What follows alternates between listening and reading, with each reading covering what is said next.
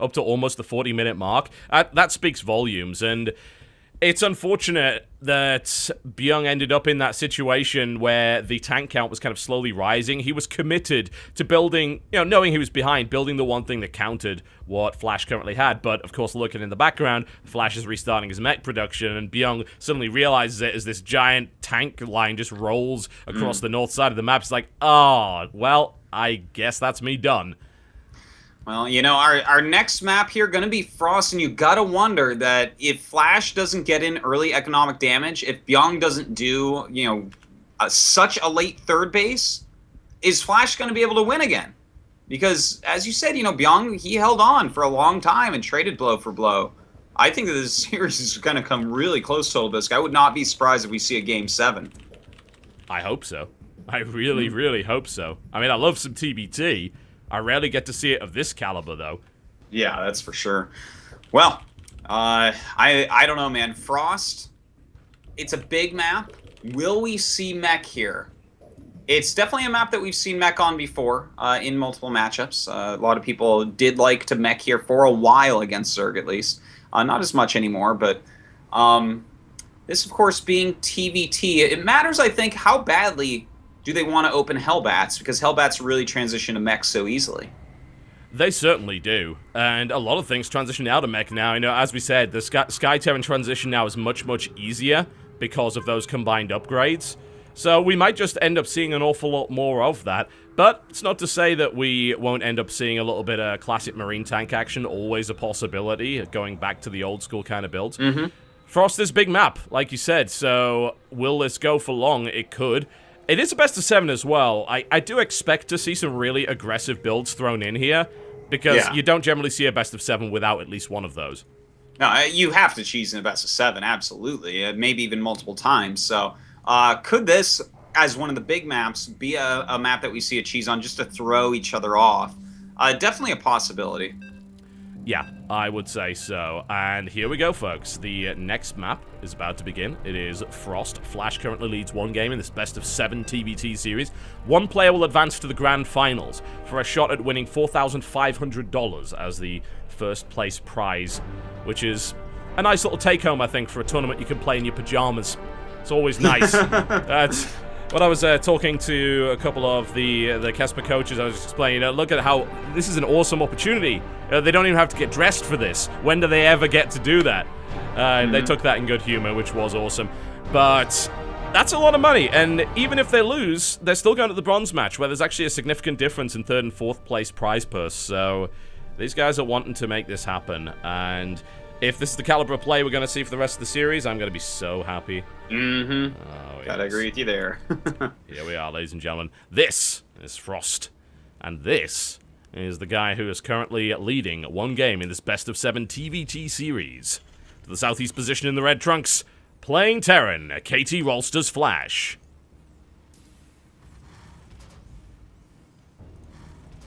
And his opponent, despite getting pretty far behind early on, putting up a really good fight, CJ Entis Bbyong.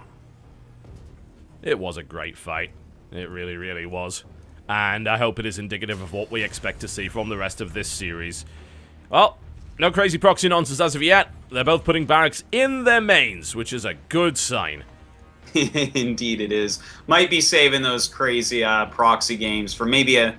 if I'm going to do it on a big map, it's going to be on Big Way Station, right? Because that map, it's hard to imagine how a game ends there, especially if it was a game like we just saw with mech versus mech. It's like, oh man, you're just never going to have the upper hand enough to finish someone off. So might be saving it for something like that on map number 3. Certainly a possibility. Now, what do you reckon to the fact that they both went into gas reasonably early on here? Well, I think that they definitely do want to tech up. To just go into a command center nowadays. Bbyong, oh my god. Double Barracks Reaper. I was wondering if one of them would pull something like this sometime in this series. And obviously, double Barracks Reaper against single Barracks Reaper. I think you gotta side with the double Barracks Reaper on that one, Totalbiscuit. Yeah, you do. Oh, and Bbyong gets the wall off just in time. I mean, Flash scouted in the right direction. If he got into that base, then the jig would have been up. But, yeah, it was actually a piece of advice that was given to me by someone in my Twitch chat when I was laddering and playing TBT. They said, why do you always open Reaper in every matchup? It's like, it's because I'm kind of comfortable with it. And it said, well, if you do that in TBT, that can happen to you. And this was after I'd lost to this very same build. And it can. Because 2-Rax Reaper beats 1-Rax Reaper so badly, and transitioning out of it and saving yourself after getting hit by it is so difficult that this could be a game over very quickly. Yeah, and I think it might be because Bbyong actually, his SCV saw the reactor going up in the barracks, which tells him there's even going to be less units when he gets there. Yeah.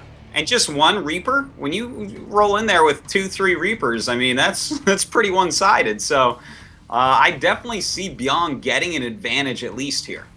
Yeah.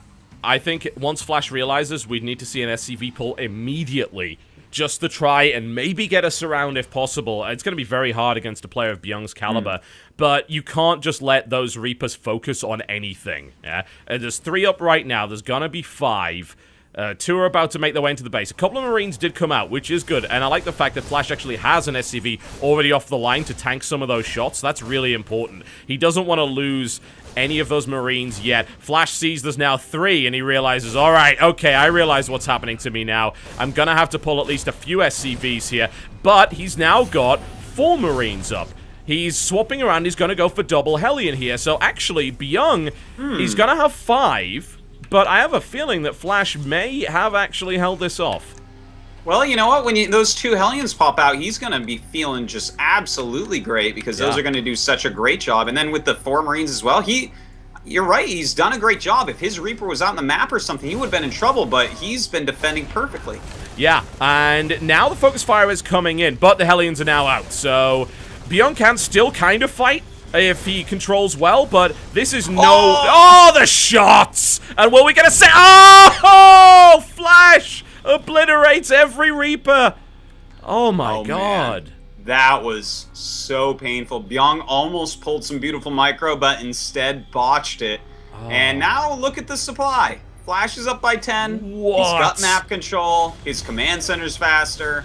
Everything is in his favor. I knew I shouldn't have listened to Twitch chat. It's entirely possible to hold this, at least if your name is Flash. Great decision from Flash to keep the Reaper back. The SCV, almost the MVP of that. Like, just having that one SCV out there to tank so many shots, because he kept his Marine count completely alive until the second wave. Ideally, in that situation, you want to pick off enough Marines so that the Reapers are just going to go to town and finish everything off. That never happened, and then Flash was able to hold on long enough. Now he goes up the ramp and takes some pretty bad fighting there, because, of course, Bbyong is prepared for him, so maybe a little bit of a slip there, but he has denied the expansion, and Flash's is already up. This is fantastic. And it's a pretty big deal, and Flash even has Cloaked Banshees on the way, so he's going to continue his harassment quite a bit.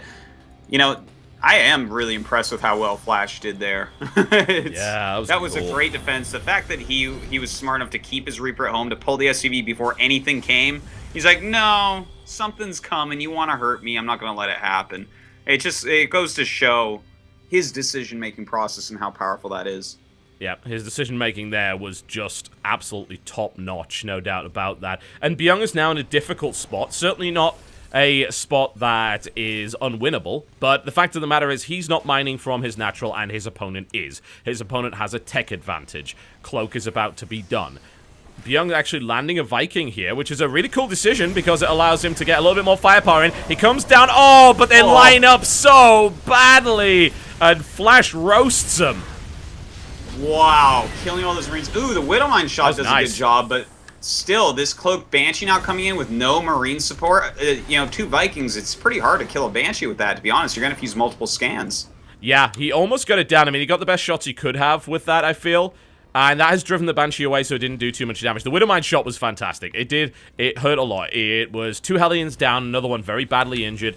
It forced Flash to leave, and that at least maybe allows Bbyong to sort things out. Another scan was used, and it picked off the Banshee, but that was 2 scans to take 1 Banshee, scans that really couldn't afford because he was already behind economically anyway. And there is another Banshee in the middle line. There's no turret here, and there's 1 scan available by the looks of it. So, and Flash already picks off 3, and he gets out of scan. Oh, no, he doesn't. Oh, that was so close.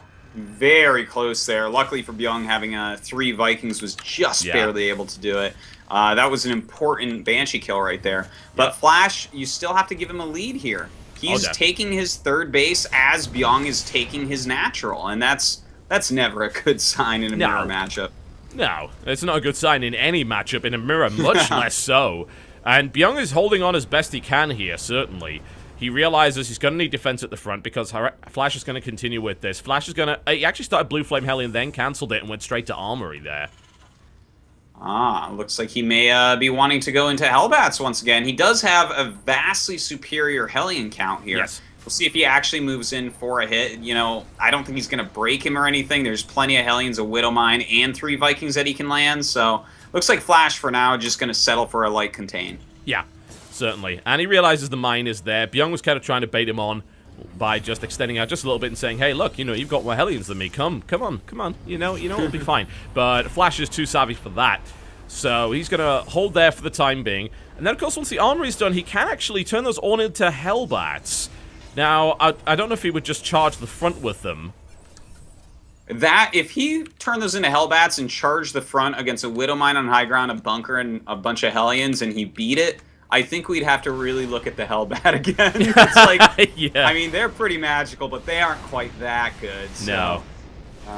Yeah, it looks like he's going to back up for now. He is rolling out some siege tanks, so he could do a push with those. Yeah, I like that idea. Maybe using the siege tanks to shell that, do some damage to that Hellion line, because of course it only takes a couple of shots to take them out, then send the Hellbats in to kind of try and crush things. But Bbyong is starting to get his own siege tanks, and of course, more importantly, he has superior air control, at the moment anyway, thanks to this Raven.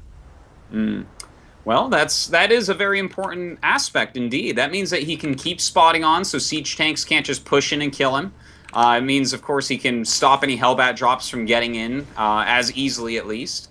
But Flash has the map control, as you can see. He just keeps moving around the map, checking that third base. He wants to make sure that his economy is ahead for as long as is humanly possible. And he's going to be able to do that. The harassment has now begun. Bbyong is going to have Infernal Pre-Igniter with 4 Hellions and is going to attempt a run-by here. The Great Wall of Flash is being constructed, but it's not done yet.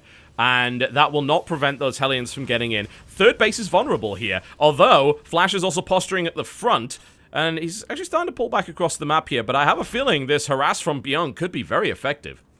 Yeah, it definitely could be. He already has his Blue Flame, so you roast SCVs rather quickly with that. Yeah. Now, Flash actually, look at that. This was actually a beautiful move. He set up 2 depots on the bridge, which I think may have bugged the AI there of Bbyong's units and forced them up into watchtower range. Whoa, seriously? So, yeah, I thought it was a bit weird for Bbyong to move there. Like, why would you risk that? You know, basically giving away your gambit. If that is what he actually did, if we look at it here, Flash basically does have that wall off here on the bridge. That is so far beyond advanced. It begs to differ. There's a little Lyote creep just staring at it. It's like, Flash, you are too smart. I bow to you. I'm not 100% sure that is not a Hellion-proof hole or not. Sometimes it looks weird when it's on a diagonal in StarCraft 2. But anyways, it's a smart move either way from Flash. So, yeah, pretty sick play here. And he is pushing the third base now. That he is. Got some good shots off already. The high ground supply depot is there. It's not going to be there for too much longer, though, I'm afraid. They don't stand up to firepower of that magnitude. And Flash's tank count is looking amazing compared to Bbyong's. Bbyong's going to go Hellbat mode here and march right into the Maws of Death. But Flash is not even going to siege because he knows, look at the amount of DPS he has with just regular tanks. And he smashes through those Hellbats. And I think Flash just marches forward here with tanks.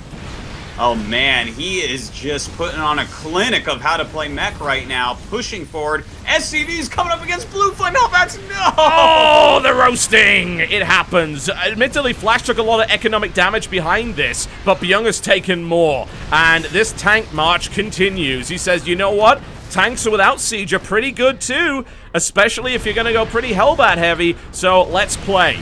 And Flash gets a great contained setup here. Bbyong is trying to deflect this. Flash has now cleaned up the harass, which was good harass, don't get me wrong. I mean, Bbyong killed 24 workers, but Flash has killed 46. So he's not too worried about that. And the second wave of tanks is on the way. It's 11 tanks versus 1 tank and a Hellbat. Well, one tank and a Hellbat is a pretty good combination, but I'm pretty sure it doesn't hold off 11 siege tanks. So usually Flash should be able to pick up a victory here pretty quickly. I love some of these moves Bbyong is trying, though. Look at this. The offensive barracks land. Not really doing too much for him, but... Yep, unfortunately, the splash is not quite big enough for that to actually make a difference there. But we have the second wave coming in here from Flash, and Bbyong does not look anywhere near where he needs to be to deflect it, and he realized that too. GG. Flash is a master of this matchup, and he is demonstrating it right here. And we got more games to go. That's 2 games up in a best of 7. Pretty sick game so far, but Flash showing when he's playing mech, he is a step above. Yeah, he really is. I'd love to make a 40k reference here, but about 3 people would get it, and I'm pretty sure In Control's in bed, so that's not going to happen. Maybe I'll make one later, but Flash is just the machine god at the moment. He is playing some phenomenal mech here. He truly is, and just the skill behind this and the way he always knows how to move his units, when to switch into siege tanks, when to switch into battle cruisers. You can see that he's played mech at the highest levels in StarCraft 1 just forever, and a lot of it does translate over, even though it's not exactly the same. So really, really strong play here. So looking forward to the rest of this match and seeing, is Flash just going to smash Bbyong? Because the thing is, Bbyong is still having close series here. Yeah, I mean, he is. He's putting up a fight every time. Yeah, he definitely is, especially on game 1. It's got to be disheartening to get what should have been like a build order advantage and then just be slapped down so badly by Flash there. Well, it was a great defense. If double rack Reaper doesn't work, you put a lot of time and effort into getting some harass off that doesn't do a lot, especially when he lost all of them to that Hellion volley. So kind of a rough opening, but, you know, I think Bbyong can do better in the next map. Yeah, I think he can, and we have already got an electrifying TVT series, which is reminding everyone why it's so sad that we haven't seen any of them lately. But we're delivering, folks. We're giving you one tonight. And it is a hell of a series up to this point. We could potentially have 5 more maps of it. Although if Flash has anything to say about it, no, we won't. We'll be back after the break, folks. A word from our sponsors before we go into Game 3 of Flash versus Bbyong.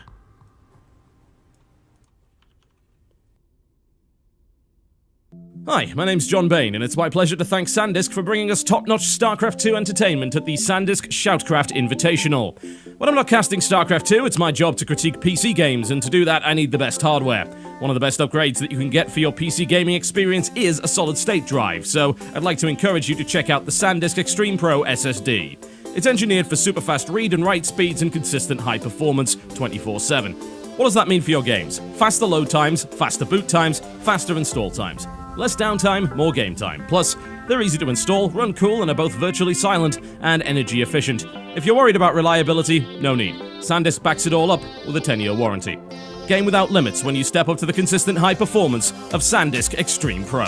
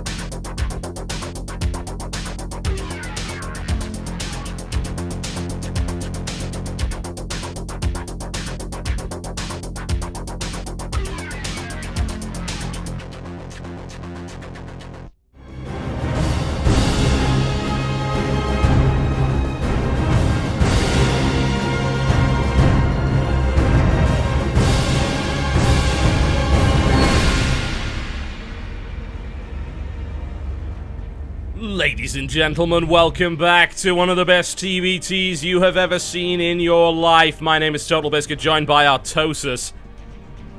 Man, this has been fantastic so far. I'm so glad to finally be casting some TVT again. It's just so rare at the moment with so few good foreign Terrans. And then there's like no TVT in Korea outside of Pro League. It's great that we finally get a nice best of 7 like this, and it is not disappointing. Flash is playing out of his mind. He really is.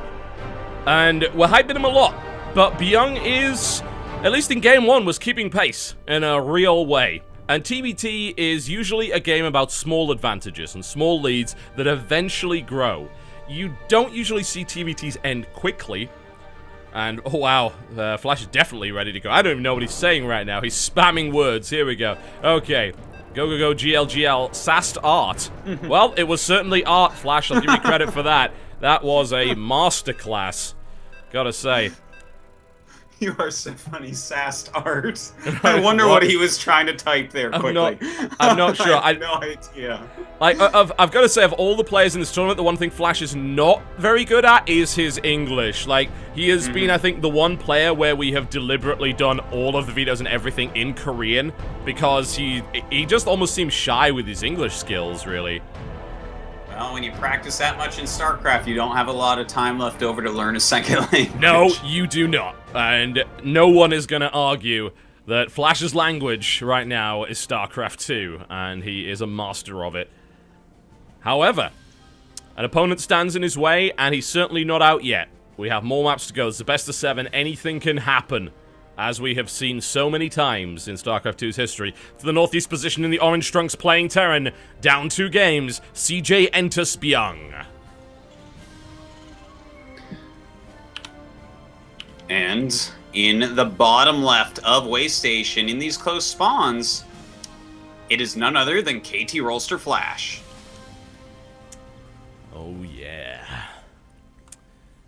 Now, let's see what Flash can come up with now. Will we see some more mech? I think we will. I mean, obviously it is his preferred strategy at the moment, but Bbyong varying it up yet again, showing that mirrors can have plenty of different possibilities. Even in the early game, he's going refinery first.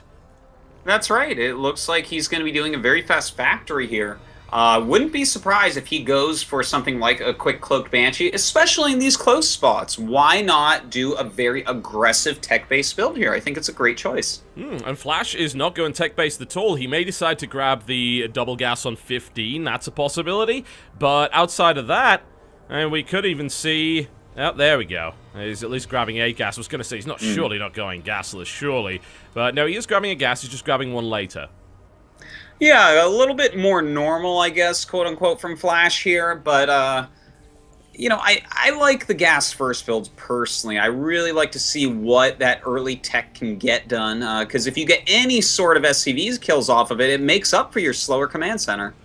Yeah, it does. And this gas is going to get scouted. Oh, actually, it's not. Funnily enough, he didn't quite see it. He still didn't quite see it. This would be a really weird situation. Still hasn't... Oh, he sees... Well, he sees something mindful, but he hasn't had a chance to click on it yet. So, and he's going to leave without doing so. So, but, you know, with the barracks timing, yeah, he can discern, I would think, that that was an earlier gas. Yeah, I mean, the factory's pretty quick, so he's got to be thinking, oh, okay, you know what, this could lead into something like a Banshee. I better watch out for all sorts of different tech.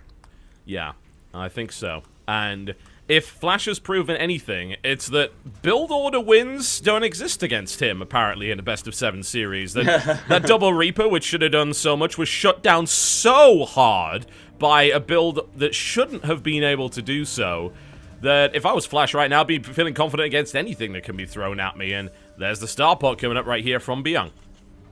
Well, I am wondering here, I guess he's probably going to go right into a Banshee from this, but he might make a medevac first to try to get some harassment done. He doesn't have a lot of units to really drop off, though, so not exactly sure what his idea is here, but he is rallying his Hellions across the map right now to put on some pressure. Yeah, I like the idea of a little poke with a Banshee at the back. In particular, this map is really good for Banshee because of the huge space behind every single base, and establishing early air control can be fairly important here, since they have spawned in the positions where they get access to the islands.